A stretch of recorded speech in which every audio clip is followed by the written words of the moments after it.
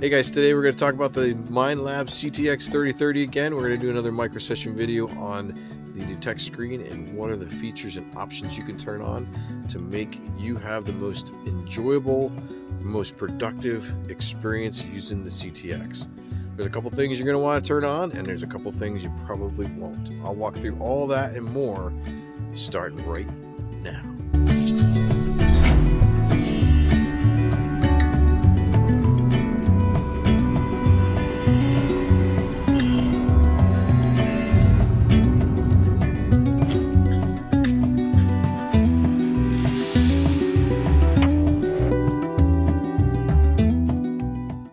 Hey guys, Scott here from the Mental Metal channel and mentalmetaldetecting.com. And today in front of you again is the Minelab CTX 3030, courtesy of our friends over at Fort Bedford Metal Detectors.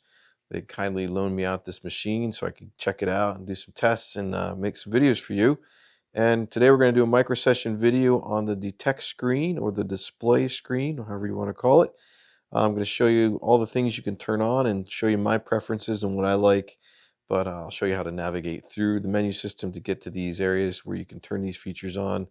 If you didn't watch my first micro session video on the CTX, I took you through the menu system and how to navigate through, because that is key. If you know how to get through the menu system on this machine, you have accomplished a big hurdle or overcome a big hurdle in learning this machine.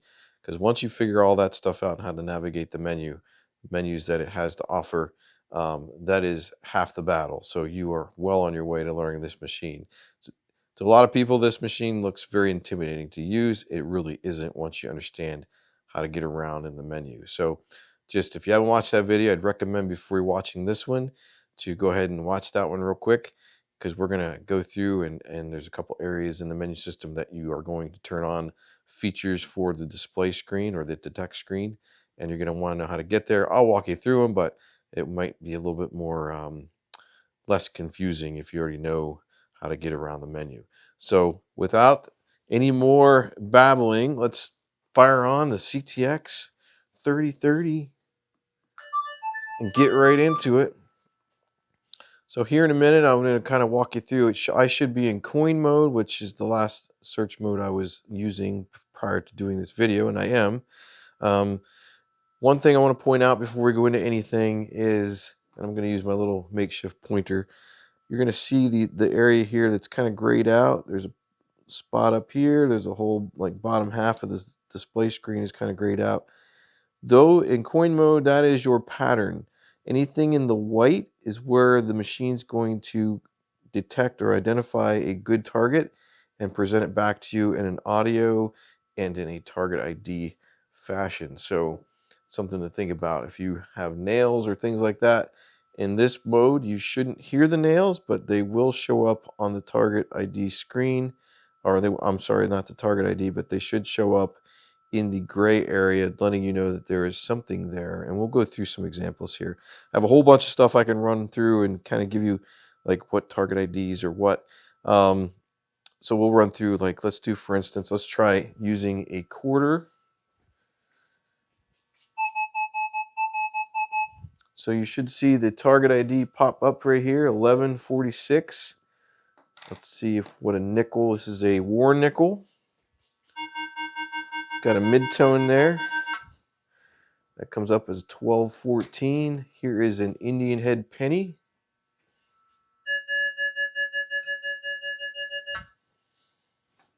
1229. How about a round lead musket ball? 1136. Let's do a Merc dime. Silver Merc.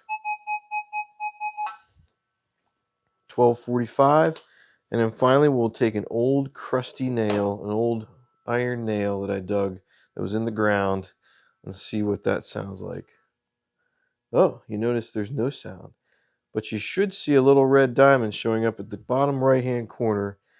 That's in that gray area, so you won't hear it, but you'll still see something hitting there. So let's go through that again so you guys make sure you see it. So this is a rusty nail, not heard at all, but you see the triangle here at the bottom, or the diamond. That is actually where it's hitting in that pattern. So the Minelab uses a pattern system. The CTX 3030 uses a pattern system. I really like the patterns. I wish they would bring this back, and maybe the Equinox, and it would be really cool if they did, because it's really nice. You get to see, you can still see stuff that's hitting in that shaded area, and you know it's probably not any good. But to double check, you can always hit your detect screen, go to do pattern number 2, which is basically all metal mode. If you want to hear that nail ring, you can. Sounds pretty good, doesn't it? But it's ringing up at 3347, and it's hitting down here in this, lower right hand corner. Now, you notice that there are 2 numbers for the target ID system, and I want to go over that because a lot of people probably don't know what that means. MyLab gives you, for the CTX 3030, gives you 2 numbers. Gives you a Ferris number, which is the first number, and a conductivity number, which is the second number. The Ferris number, think of it as running from top to bottom on the left, can be anywhere from like 1 to 35 for the Ferris numbers. And if you think of the conductivity scale on the bottom, going from left to right, it goes from 0 to 50. So for instance, if we go back to our coin program and we throw the quarter in front of it again, you're going to see that your conductivity number is 46, your Ferris number is 11. So on a scale from 1 all the way down to 35, it's hitting at 11. On a scale from 0 to 50, it's hitting at 46. That's why it's over in this sector. So the 2 target ID numbers is pretty cool, I think, because it gives you, and that's a nickel, by the way, gives you 12, 14, 12 being your Ferris number, 14 being your conductivity number. So here's a copper ring. Should ring pretty far to the right, which it does. It rings a 41 for conductivity and a 12 for Ferris. So there you go. That's kind of a rough, explanation of what the 2-number system means on the 3030. So I really like it. It's something I wish they would bring back on maybe the Equinox. But a lot of things that are in the Equinox were born out of this machine. So it's just something else to keep in mind. But today let's talk about more of the display features. Now, right now, out of the gate, I have nothing turned on. This is basically everything's turned off except, what you have, what you get is what you have right now. So there's a couple areas where you can actually turn on some extra features that are very, very handy, and that I would highly recommend it.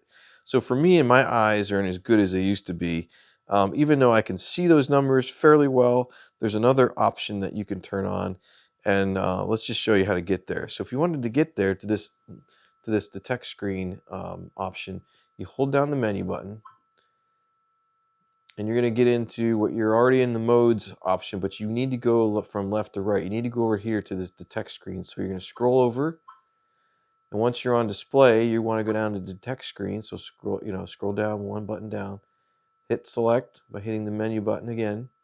You're going to have 3 options in front of you: large ID panel, navigation tool, sensitivity panel.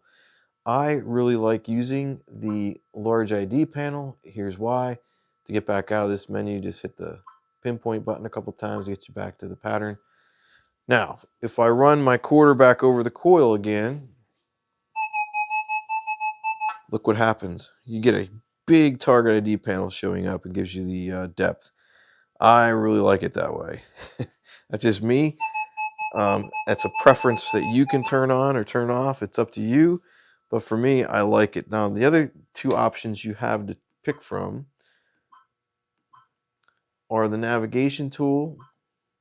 Let's just select those for now, and sensitivity panel. Now, the navigation tool is going to show you a compass. This is very handy if you're using the GPS settings.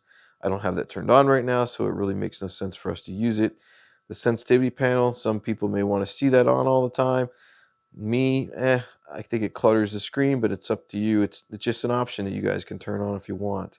But let's look at what these 2 options, in addition to the large target ID panel, look like. So now you see you have the sensitivity bar is up.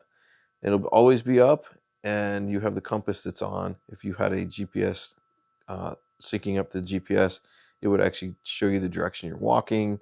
and so forth. And there's a reason why you'd want to turn that on. That's going to be another video, and it's a pretty cool feature with GPS stuff. I highly recommend you guys look for that when I put it out there. I think you'll be very interested in that. So now if we run a target over the coil again, here's a quarter. You can see how quickly the screen gets a little cluttered. You still have your target bullseye here. You get your large target ID panel, but these things stay up. Now, that's great for coin mode because most of this stuff at the bottom is all grayed out anyway, and you're not going to want to hear those targets. But some of the other search modes are going to introduce more white space, and you may want to be able to see where it's hitting. Um, it's just up to you and your preference and what you picked and choose what you want on the display screen. For me, I don't like these two options that I have open, so I'm gonna turn them off for now and just leave it as is. So that's what I'm gonna see right now. That large targeted panel is gonna pop up, and that's what I prefer. Now there are two more options I highly recommend turning on. To get to those options, you need to hold down the detect button. It's going to take you into this detect screen. You have two options, target trace and target trace pinpoint. I recommend turning on both of these. So target trace and target trace pinpoint are two options that are going to give you more information of what's under the coil. This comes in very handy when you're in a very highly iron infested environment where you could have a coin being masked under there. And this is going to tell you that there could be more than one target under the coil. And I'm going to try to show you how that would kind of appear. But it's very, very useful. I've actually used this in a field and it's very good. I've actually dug a nail out of a hole before along with a coin. So it does work. And I highly recommend using these two features. All right, so let's run a quarter over it first with target trace on. You see now how it puts the bullseye, but it also paints like a red pattern inside, or you see the red and the yellow. The red indicates a more distinct, more solid target, whereas if you run a nail on the coil itself, you're probably not going to hear it again, but you're going to see the red kind of fill in at the bottom. Now, what happens is, if I can get this to do it, when you have the possibility of two targets underneath the coil, let's say, for instance, a penny and a nail. Let's see if I can get both targets to kind of register. You're going to see a couple things happening. It should be showing you with target trace on, it should be showing you both targets. So at the bottom, you hear that you see the nail hitting at the bottom here in the higher concentration of red, but you also see something hitting up here in the white. So it's telling you that there is a possibility of a higher conductive target up here in this white section, but there's also this really highly conductive target down here in the lower section, which we know is ferrous because of where it's hitting in the grayscale. So that feature alone is so valuable. It takes you a little bit of time to figure out and get used to what it's showing you, but I would recommend using, putting some of these targets in a test garden and kind of going over them, bury a nail with a coin, and just see what it does for you. But I think that those two features are worth turning on, in my opinion. So I leave them on when it's my display, and it's up to you whether you want to leave it on or not. But those are really the only features you have on the detect screen to turn on. And again, you have two options in here. And your detect screen, you have target trace pinpoint. But then you also have three options under the display, detect screen, large ID panel, navigation tool, and sensitivity panel. That's really it. That's how I like to set mine up. I don't like the navigation tool turned on. I don't like the sensitivity panel up all the time. I do like target trace and target trace pinpoint turned on with the large ID panel for my crappy eyes. So that's really it, folks, on how to set up your display screen. I hope you guys got something out of this video. If you did, hit that like button. Leave me a comment if I didn't do something accurately, but I think I got everything I wanted to cover. So if you're not a member of the channel, please hit that subscribe button so you get notified anytime I have more microsession videos coming out for the CTX or any of the other machines that I have coming. We're going to do some more with the CTX, obviously, but we have the XP Deus 2 coming as well, so stay tuned for that. There'll be a lot of videos on that machine as well. But for right now, we're going to focus on the CTX and do a bunch of videos on that, and hopefully help you guys out and help you guys get used to this machine. It's a really, really good machine, and I really like using it. So if you guys are interested in this machine or any other machine, again, recommend you guys reach out to Fort Bedford Metal Detectors. Hit up Keith. All his information's on the screen in front of you. And that's really it for me. Thanks for watching, and I'll see you again in another Mental Metal video. See ya!